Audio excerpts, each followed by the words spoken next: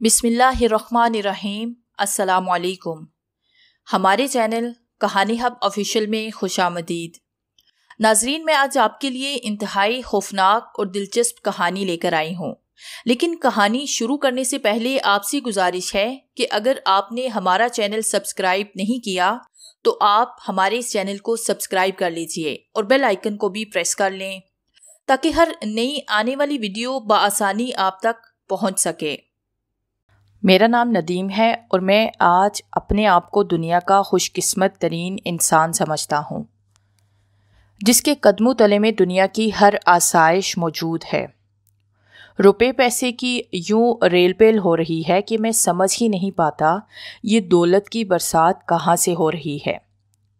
جس کام میں بھی ہاتھ ڈالتا ہوں کامیابیاں میری قدم چومتی ہیں اور لوگ حسرت زدہ ہو کر میری قسمت پر رش کرتے ہیں، مگر چند ہی سال پہلے ایسا نہیں تھا۔ چند سال پہلے ایک ایسا نوجوان تھا میں جو مفلسی اور بے روزگاری کی وجہ سے بدترین حالات سے دوچار ہو کر ہر جگہ سے مایوس ہو چکا تھا۔ قریب تھا کہ میں کسی اعلیٰ سیاسی شخصیت کے دفتر کے سامنے جا کر خود سوزی کر لیتا، مگر ان حالات میں مجھے ایک فرشتہ نما انسان ملا جس نے مجھے مایوسی کی تاریکیوں سے نکال کر روشنی سے منور کیا۔ وہ ہستی میرے لیے کس قدر اہم ہے، اس کا اندازہ آپ کو میری یہ کہانی پڑھ کر ہوگا۔ گریجویشن کرنے کے بعد مجھے انتھک کاوشوں کے بعد ایک دفتر میں انتہائی کم تنخواہ پر ملازمت ملی، جس سے گزارا انتہائی مشکل سے ہوتا تھا، مگر میں نے اسے بھی غنیمت جانا اور پوری توجہ سے اپنا کام کرنے لگا۔ مجھے نہیں معلوم کہ دفتر کے مالک کو مجھ سے کیا رنجش ہوئی اور اس نے بلا وجہ ہی مجھے ملازمت سے نکال دیا۔ یہ بات میرے لیے کسی قیامت سے کم نہیں تھی۔ مجھے آج بھی وہ تکلیف دہ مناظر یاد ہے جب میں نے اس دفتر کے مالک کے سامنے بلکتے ہوئے منت سماجت کی تھی، اور یہی نہیں بلکہ اپنی انا کو روند کر اس کے آگے ہاتھ تک جوڑے تھے۔ اپنی نوکری کو بچانے کے لیے میں جو کچھ بھی کر سکتا تھا میں نے کیا، مگر جب انسان سفاکی اور خود غرضی پر اتر آئے تو وہ شیطان کو بھی پیچھے چھوڑ جاتا ہے۔ اس پر بھی کسی بات کا اثر نہ ہوا اور اس نے مجھے وہاں سے زبردستی نکال دیا۔ اس دن کے بعد کئی ماہ تک میں مختلف دفتروں کے چکر کاٹتا رہا، مگر کوئی بھی فائدہ نہ ہوا۔ گھر میں نوبت فاقوں تک پہنچ گئی۔ تنگ آ کر میرے بوڑھے والدین یعنی کہ میرے جو بیمار والد نے باہر محنت مزدوری شروع کر دی تھی۔ جب وہ دن بھر کام کر کے تھکے ہارے رات کو گھر لوٹتے تو میں ان کی حالت دیکھ کر شرم سے پانی پانی ہو جاتا اور اپنی زندگی پر لعن و ملامت کرنے لگتا۔ میری زندگی اجیرن ہو چکی تھی۔ بوڑھے والدین، چھوٹے بہن بھائیوں کی پریشانی مجھے کسی پل بھی چین نہ لینے دیتی تھی۔ ایک شام مجھے اپنا ایک قریبی دوست ملا جس نے مجھے ایک بزرگ کے متعلق بتایا۔ اس کا کہنا تھا کہ وہ بزرگ جس کے لیے بھی دعا کرتے ہیں وہ دعا فوراً قبول ہو جاتی ہے۔ میں اتنا زیادہ پیروں فقیروں پر یقین نہیں رکھتا تھا کیونکہ کئی فراڈ لوگ بھی یہ روپ دھار کر لوگوں سے پیسے بٹورتے ہیں، مگر اپنے دوست کے اصرار پر میں اس کے ساتھ ان بزرگ کی طرف روانہ ہوا۔ وہ بزرگ آبادی سے بہت دور ایک ویران سے جنگل میں تشریف فرما تھے۔ میں جب وہاں پہنچا تو لوگوں کا ایک ہجوم وہاں جمع تھا۔ کتنی عجیب بات تھی، اس ویران جگہ پر بھی لوگ ان کے فیض سے فیضیاب ہونے کے لیے بڑی تعداد میں آتے تھے۔ اس ہجوم سے گزرتا ہوا ان بزرگ کے سامنے بیٹھ گیا۔ ان کی عمر تقریباً 70 سال کے قریب تھی۔ مجھے اس وقت ان کی ہستی سے جو عقیدت محسوس ہو رہی تھی وہ بیان سے باہر ہے، اور ایک ایک کر کے سارے لوگ چلے گئے۔ جب وہ میری طرف متوجہ ہوئے تو میں نے انتہائی دکھ سے کہا، میں اپنی زندگی سے بالکل مایوس ہو چکا ہوں۔ شاید میں ہوں ہی بد نصیب، میں کبھی کامیاب نہیں ہو سکتا۔ اگر مجھے 2 دن تک کوئی اچھی نوکری نہ ملی تو میں خودکشی کر لوں گا۔ میری بات کے اختتام پر ان بزرگ نے فوراً میری طرف دیکھا۔ ان کی نگاہوں میں میرے لیے ہمدردی اور خفگی کے ملے جلے تاثرات تھے، اور پھر وہ بولے، خبردار، آئندہ کبھی خودکشی کا ارادہ مت کرنا۔ زندگی خدا کی دی ہوئی بہت بڑی نعمت ہے، اس کی قدر کرو۔ جو تقوی اور یقین لے کر تم میرے پاس آئے ہو، کیا اسی تقوی اور یقین سے تم نے خدا سے کبھی مدد یا دعا مانگی؟ ان کی بات سن کر میں نے اپنے سر کو جھکا لیا۔ وہ پھر بولے، ہم مسلمان خدا سے دعا کرتے تو ہیں، مگر اس اندیشے کے ساتھ کہ یہ دعا خدا جانے قبول ہوگی بھی کہ نہیں۔ اگر مکمل تقوی کے ساتھ دعا کی جائے تو وہ کبھی بھی رد نہیں ہوتی۔ جی آپ بالکل ٹھیک فرما رہے ہیں، میں نے تائید میں سر ہلایا۔ وہ پھر گویا ہوئے، میں نہیں کہتا کہ میں خدا کا برگزیدہ بندہ ہوں، بلکہ میں تو خود بہت گنہگار سمجھتا ہوں، مگر میں تم سب انسانوں کے لیے جو بھی دعا کرتا ہوں، مجھے یقین ہوتا ہے کہ وہ دعا خدا ضرور قبول کرے گا۔ پھر ان بزرگ نے ہاتھ اٹھا کر میرے لیے دعا فرمائی، اور کیسی انہونی بات تھی کہ اگلے ہی دن مجھے ایک اچھی سی ملازمت مل گئی۔ میں جس قدر خوش تھا بتا نہیں سکتا۔ اسی خوشی میں میں نے شکرانے کے نوافل ادا کیے اور ان بزرگ صاحب کے لیے کپڑوں کا ایک جوڑا خریدا اور مٹھائی کا ڈبہ لے کر ان کی خدمت میں حاضر ہوا، اور عقیدت سے ان کے سامنے بیٹھتے ہوئے سرشار لہجے میں بولا، آپ کی دعا کی وجہ سے مجھے بہت اچھی نوکری مل گئی ہے، اللہ تیرا شکر ہے۔ وہ ہاتھ اٹھاتے ہوئے بولے، بابا جی میں کپڑوں کا جوڑا اور مٹھائی کا ڈبہ آپ کے لیے لایا ہوں۔ وہ چیزیں ان کے سامنے رکھتے ہوئے بولا۔ وہ اشارے سے مجھے روکتے ہوئے بولے، مجھے یہ سب نہیں چاہیے بیٹا، تمہارا خلوص اپنی جگہ، میری طرف سے یہ دونوں چیزیں کسی مستحق انسان کو دے دینا۔ میری تم سے بس اتنی سی گزارش ہے کہ تم جب بھی خدا کے سامنے دعا کے لیے ہاتھ اٹھاؤ تو مجھے ضرور یاد کر لینا اور میری بخشش کے لیے ضرور دعا کرنا۔ میں حیران کن نگاہوں سے انہیں دیکھنے لگا۔ دوسروں کے لیے دعا مانگ کر ان کی پریشانی دور کرنے والا خدا جانے خود کس پریشانی کا شکار تھے۔ میرے منہ سے بے اختیار نکل گیا، مگر آپ تو خود خدا کے نیک بندے ہیں، بھلا آپ کو کیا کسی کی دعا کی ضرورت ہوگی؟ بزرگ نے میری اس بات پر یوں مجھے دیکھا جیسے میں بہت بڑا احمق ہوں، اور حقیقتاً میری یہ بات احمقانہ ہی تھی۔ پھر یکدم ان کے چہرے پر دکھ اور پریشانی کی ملی جلی کیفیات ابھرنے لگی۔ میں بغور ان کے چہرے پر ظاہر ہونے والے تغیر کو دیکھتا رہا۔ وہ بڑے دکھی لہجے میں بولے، ضروری نہیں کہ خدا کی شب و روز عبادت کرنے والا قرب الہی حاصل کر لے۔ کبھی کبھی مجھے لگتا ہے میں خدا سے بہت دور ہوں، کاش مجھے بخش دیا جائے، میری اس خطا کو معاف کر دیا جائے جس نے میری زندگی کا سکون برباد کر دیا تھا۔ اگر خدا کی یاد میں مصروف نہ رہوں تو بے چینی سی مجھے پاگل بنا دیتی ہے۔ بابا جی ایسے کیا ہوا آپ سے جو آپ اتنے پریشان ہیں؟ میرے اس سوال پر ان بزرگ کی آنکھوں میں نمی اتر آئی۔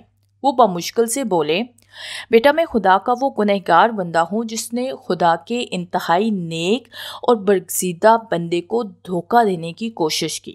میں نے ان کا اعتماد توڑا، بہت دل دکھایا ان کا۔ ایسا کیا ہوا ہے آپ سے؟ میں نے اپنا سوال دہرایا تو وہ اپنی رداد سنانے لگے۔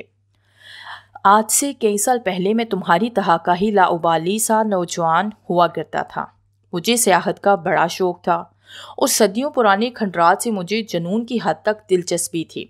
میں جیسے ہی بلوغت کی عمر کو پہنچا اپنے گھر سے نکل گیا، شہر شہر گاؤں گاؤں کی سیر کی، جس جگہ جاتا وہیں چھوٹا موٹا کام کر لیتا اور اپنی ضروریات پوری کر لیتا۔ مجھے کسی بھی چیز کی فکر نہیں تھی۔ کھلے آسمان تلے جہاں جگہ ملتی میں وہیں سو جاتا۔ ایک روز یوں ہی گھومتے پھرتے میں ایک ویران علاقے میں داخل ہو گیا۔ یہ کوئی پہاڑی علاقہ تھا جہاں دور دور تک بڑے قد آور پہاڑ موجود تھے، مگر انسانی آبادی کا کہیں نام و نشان نہیں تھا۔ وہاں میری دلچسپی کے لیے کچھ نہ تھا، اس لیے میں نے واپس پلٹ جانا مناسب سمجھا۔ ابھی میں اپنے اس خیال کو عملی جامہ پہنانے ہی والا تھا کہ اچانک آسمان سرخ ہونے لگا اور دیکھتے ہی دیکھتے وہ سرخی تاریکی میں بدلنے لگی۔ امکان تھا بہت شدید طوفان کا۔ میں آسمان کے حالات دیکھ کر یکدم پریشان ہو گیا اور کسی پناہ گاہ کی تلاش میں پہاڑوں کی طرف بڑھنے لگا۔ دفعتاً اس قدر شدید طوفانی آندھی چلی کہ مجھے محسوس ہوا میرا وجود اس آندھی میں سنبھل نہیں پائے گا۔ میں نے بڑی مشکل سے خود کو سنبھالا، گرتا پڑتا ایک پہاڑی ٹیلے کی طرف بھاگا۔ اس پہاڑ میں ایک غار تھا جو اس طوفان سے بچنے کے لیے بہترین پناہ گاہ محسوس ہو رہا تھا۔ میں بھاگتا ہوا اس غار کے اندر داخل ہوا۔ غار کے اندر مکمل تاریکی اور خاموشی تھی۔ مگر پھر اچانک ہی اس غار کے اندر روشنی پھیلنے لگی۔ میں نے غور کیا تو اس غار کے اندر سرنگ میں سے آ رہی تھی۔ میں اس سرنگ کی جانب بڑھ گیا۔ وہ روشنی میری رہنمائی کرنے لگی۔ وہ سرنگ نما راستہ جیسے ہی ختم ہوا، مزید ایک پہاڑ آ گیا۔ میں جیسے ہی اس غار میں داخل ہوا تو یہ دیکھ کر حیرت اور خوشی کے مارے اچھل پڑا، کیونکہ غار میں سونے کی اینٹوں کا ڈھیر لگا ہوا تھا۔ اس سونے کی چمکتی ہوئی روشنی سے گویا میری آنکھیں چندیا گئی تھی۔ میں بے قابو ہو کر اس سونے پر ٹوٹ پڑا، مگر میں نہیں جانتا تھا کہ اس کا نتیجہ اس قدر بھیانک ہوگا۔ میں نے جیسے ہی سونے کی اینٹوں کو چھونا چاہا، کوئی چیز آ کر میری گردن کے ساتھ لپٹ گئی اور میرے منہ سے چیخ نکل گئی اور میں بدحواس ہو کر زمین پر گر پڑا۔ دفتن اس کا منہ میرے سامنے آیا تو میری آنکھیں پھٹنے کی حد تک پھیل گئی۔ وہ ایک خوفناک کالا ناگ تھا جو اپنی سرخ آنکھوں سے بڑے غضبناک انداز سے مجھے گھور رہا تھا۔ میں دونوں ہاتھوں سے اس سام کی مضبوط گرفت سے اپنی گردن چھڑانے لگا، مگر اس کی گرفت سے چھٹکارا پانا میرے بس سے باہر تھا۔ وہ پلک جھپکتے ہی میری گردن کی ہڈیاں توڑ سکتا تھا یا اپنے خطرناک پھن سے مجھے ڈس سکتا تھا۔ مجھے اپنی موت یقینی نظر آ رہی تھی۔ میں نے آنے والے اذیتناک لمحات کے لیے خود کو تیار کرتے ہوئے اپنی آنکھیں بند کر لی۔ یکلخت عجیب بات ہوئی۔ اس کالے ناگ نے جھٹکے سے میری گردن سے الگ ہوا، پھنکارتا ہوا یوں میری نظروں سے اوجھل ہوا جیسے وہاں کوئی موجود ہی نہیں تھا۔ میں اپنی گردن کو سہلاتا ہوا زمین پر بیٹھ گیا اور اپنی بے ترتیب سانسوں کو درست کرنے لگا۔ چند ثانیے پہلے جو کچھ میرے ساتھ ہوا تھا وہ غیر یقینی تھا۔ میں سر جھکائے خود پر بیتنے والے حالات پر غور کرنے لگا۔ اس خطرناک زہریلے سام کا حملہ اس قدر اچانک ہوا تھا کہ میں سنبھل نہیں پایا تھا، اور اس کی خوفناک گرفت میں ماہی بے آب کی طرح تڑپ رہا تھا۔ ممکن تھا وہ مجھے مار ہی ڈالتا، پر پتہ نہیں کیوں اس نے ایسا نہ کیا۔ آخر کس نے اسے ایسا کرنے سے روکا؟ جیسے ہی یہ سوال میرے دماغ میں ابھرا، میرے کانوں میں بالکل دھیمی اور ہلکی آواز گونجنے لگی، جیسے کوئی منہ ہی منہ میں کچھ پڑھ رہا ہو۔ جیسے ہی مجھے اس بات کا احساس ہوا، میں نے فوراً سر اٹھا کر سامنے دیکھا تو ایک بے حد نورانی چہرے والے بزرگ جائے نماز پر بیٹھے ورد الہی میں مشغول تھے۔ ان کے چہرے سے روشنی کی کرنیں پھوٹ رہی تھی، اس قدر خوبصورت اور روشن کرنیں کہ جن کے سامنے اس سونے کی چمک بھی مان پڑ گئی۔ بلا شبہ یہ وہی روشنی تھی جس کی رہنمائی میں اس غار تک پہنچا تھا۔ میں بے حد حیران ہوا اور فوراً اٹھ کر بزرگ کی دائیں جانب بیٹھ گیا۔ یہاں کیوں آئے ہو تم؟ تھوڑی دیر کے بعد ان بزرگ کی آواز میرے کانوں میں گونجی۔ وہ آنکھیں بند کیے بیٹھے تھے، مگر ان کو میری موجودگی کا اندازہ تھا۔ میں بھٹک گیا تھا۔ طوفان سے بچنے کے لیے یہاں پناہ ڈھونڈنے آ نکلا، میں نے گھبرائے ہوئے لہجے میں کہا۔ اب طوفان ٹل چکا ہے، جاؤ اور یہاں واپس کبھی مت لوٹ کر آنا، ان بزرگ نے سپاٹ لہجے میں کہا۔ میں آپ سے کچھ کہنا چاہتا ہوں، میں نہایت ادب سے بولا۔ بولو۔ اس بار ان کے لہجے میں نرمی تھی۔ میں ایک غریب انسان ہوں، یہاں بہت سارا سونا پڑا ہے، اگر آپ اجازت دیں تو ان میں سے کچھ اپنے ساتھ لے کے جا سکتا ہوں، میں نے ڈرتے ہوئے انداز میں پوچھا۔ تو وہ بولے، حقیقی غریب وہ ہوتا ہے جس کے پاس ایمان کی دولت نہیں ہوتی۔ جب ایمان کی دولت انسان کو حاصل ہو جائے تو وہ دنیا کا سب سے امیر ترین انسان بن جاتا ہے۔ اس انسان کو کسی چیز کی کمی نہیں رہتی، دنیا کے سب پوشیدہ خزانے سمٹ کر اس کے قدموں میں آ جاتے ہیں، مگر اس شخص کو سوائے اپنے رب کی رضا اور خوشنودی کی طلب کے سب بیکار لگتا ہے، کیونکہ اس کا دل لالچ اور ہوس سے پاک ہو جاتا ہے۔ تو آپ کیا کہتے ہیں، آپ مجھے اجازت دیں گے کچھ سونے کو ساتھ لے جانے کی؟ میں ان کی اس قدر خوبصورت باتوں کو نظر انداز کرتے ہوئے بولا۔ وہ بزرگ بولے، یہاں سے صرف تم 5 سونے کی اینٹیں لے جا سکتے ہو، مگر یہ جو سامنے سونا پڑا ہے اس میں سے نہیں۔ تمہیں واپس اسی غار میں جانا ہوگا جس سے گزر کر تم یہاں آئے ہو۔ میں بڑا خوش ہوا اور اپنا سفری تھیلا اٹھا کر تیز تیز قدم اٹھاتا ہوا اسی غار میں پہنچ گیا جس میں طوفان سے بچنے کے لیے آیا تھا۔ اس وقت اس غار میں تاریکی تھی، مگر اب وہ غار مکمل روشن تھا۔ وہ کیسی روشنی تھی میں کچھ نہ سمجھ سکا، اور اس وقت مجھے کسی اور چیز پر غور کر دینے کی فرصت ہی کہاں تھی۔ میرے سر پر تو لالچ کا بھوت سوار تھا، مجھے کسی اور چیز کا ہوش ہی کہاں تھا۔ اس غار میں بے شمار سونے کی اینٹوں کا ڈھیر لگا ہوا تھا۔ اتنا سونا میں نے کبھی اپنی زندگی میں بھی نہیں دیکھا تھا۔ سب کچھ ایک خواب سا محسوس ہو رہا تھا۔ اپنا یہ وہم دور کرنے کے لیے میں نے خود کو 2 دن بعد چٹکی بھی کاٹی۔ میں نے فوراً اپنا سفری تھیلا سامنے رکھا اور سونے کی 5 اینٹیں اٹھا کر اس میں ڈال دی، اور جیسے ہی میں اس غار سے نکلنے کے لیے آگے بڑھا، ایک شیطانی خیال نے گویا میرے قدموں کو جکڑ لیا۔ وہ بزرگ تو دوسرے غار میں اپنی عبادت میں مگن ہے، اور یہاں کوئی اور میرے علاوہ نہیں، تو کیوں نہ مزید سونا اپنے تھیلے میں ڈال لوں، کسی کو کیا پتہ چلے گا۔ مگر وہ کالا ناگ، اس سانپ کا خیال آتے ہی میں نے خوفزدہ انداز سے چاروں طرف دیکھا، مگر اس ناگ کا کہیں نام و نشان نہیں تھا۔ اپنی اچھی طرح سے تسلی کرنے کے بعد میں دوبارہ سونے کی اینٹوں کی طرف بڑھا، اور جیسے ہی میں نے ایک اینٹ کو اٹھایا تو وہ سونے کی اینٹ میرے ہاتھ لگتے ہی آگ کا جلتا ہوا انگارہ بن گئی، اور بے ساختہ میرے منہ سے بڑی دلخراش چیخ نکلی۔ میں نے ہاتھ کو جھٹکتے ہوئے اس انگارے کو نیچے پھینکنا چاہا، مگر وہ انگارہ تو گویا میرے ہاتھ سے چمٹ گیا تھا۔ میں متواتر چیختے ہوئے زمین پر گر گیا، اور اس انگارے والے ہاتھ کو پکڑے زمین پر ماہی بے آب کی طرح تڑپنے لگا۔ اسی اثنا میں وہ بزرگ اچانک میری آنکھوں کے سامنے آئے۔ میں نے کہا تھا نا، صرف 5 اینٹیں اٹھانا یہاں سے۔ دیکھ لیا اپنی لالچ اور کسی دوسرے کے اعتماد کو دھوکہ دینے کا نتیجہ۔ تم کیا سمجھتے ہو کہ میں خدا کی عبادت میں مشغول ہوں تو مجھے دنیا کی کچھ خبر نہیں؟ مگر تم لوگ نہیں جانتے، جو شخص خدا کی یاد میں غرق ہوتا ہے، خدا اس کو ایسا فہم عطا کرتا ہے جس کو سمجھنے کا تم جیسے بندوں کو کچھ شعور نہیں۔ بابا جی مجھے معاف کر دیں، خدارا مجھے معاف کر دیں، میں دوبارہ ایسا نہیں کروں گا۔ میں شدید تکلیف میں تھا اور شدید تکلیف میں روتے ہوئے بولا۔ ان بزرگ نے منہ میں کچھ پڑھ کر میرے جیسے ہی میرے ہاتھ پر پھونک ماری، وہ آگ کا انگارہ فوراً میرے ہاتھ پر سے غائب ہو گیا، اور شدید تکلیف اور جلن بھی ختم ہو گئی۔ میں روتے ہوئے ان کے قدموں میں گر گیا۔ اب کوئی فائدہ نہیں نوجوان، لالچ میں آ کر تم نے سب کچھ کھو دیا۔ اگر تم میری بتائی ہوئی ہدایت پر عمل کرتے تو یہ سب خزانہ تمہارا ہوتا، مگر افسوس تم نے شیطان کی پیروی کی۔ میں روتے ہوئے گر گرایا، بابا جی مجھے معاف کر دیں، مجھے اپنے دوست فیض میں لے لیں۔ مگر میں اپنا اعتماد کھو چکا تھا اور اپنے اندر سر اٹھانے والے شیطان پر قابو نہ پا سکا تھا۔ وہ بزرگ اور سونا پلک جھپکتے ہی یوں میری آنکھوں کے سامنے سے غائب ہوئے جیسے وہاں کبھی تھے ہی نہیں۔ پھر اس روز کے بعد وہ بزرگ مجھے کبھی دوبارہ نظر نہ آئے۔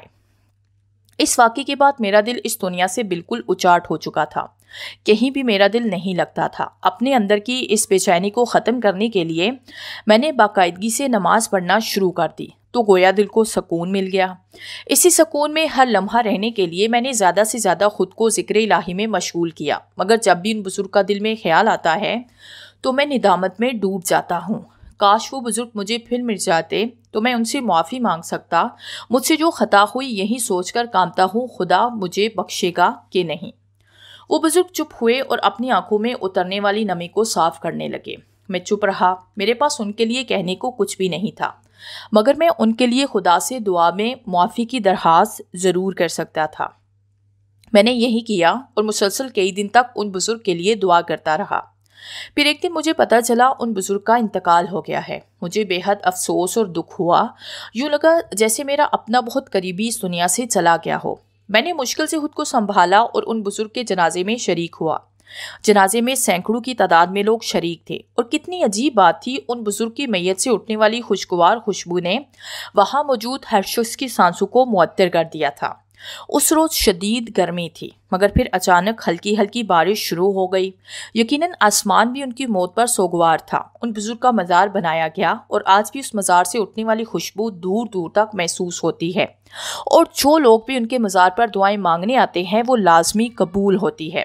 جس شخص کے اتنے عقیدت مند ہوں اور خدا اس کے ذریعے اپنی مخلوق کو اپنی رحمت سے نواز رہا ہو، وہ شخص کیسے بخشا نہیں گیا ہوگا۔ مجھے یقین ہے پہاڑ کے غار میں ملنے والے ان بزرگ نے ان کو بہت پہلے معاف کر دیا ہوگا، تبھی خدا نے ان کو اپنی ہدایت اور رحمت سے نوازا تھا اور اس قدر زیادہ عزت دی تھی۔